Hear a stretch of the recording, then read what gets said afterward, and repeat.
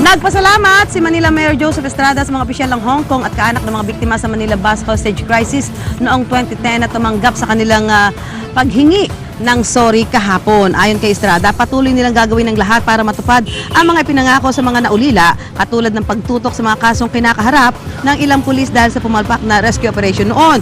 Sabi pa ni ERAP, mismo si Cabinet Secretary Jose Rene Almendras daw ang humingi ng sorry sa Hong Kong Chief Executive sa ngalan ng gobyerno ng Pilipinas. Wala rin daw ginastos ang pamahalaan bukod sa logistics.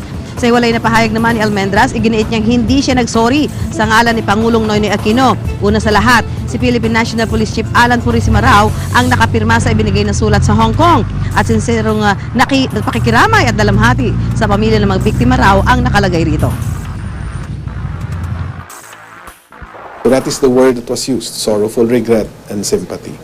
If you take the words in a technical context, they may not mean enough. But if you put them in the perspective of all the other things that happened, that's how it became more acceptable. Nag-sorry po ba si Secretary Almendras? I mean, meron bang ganong... Oh, yeah.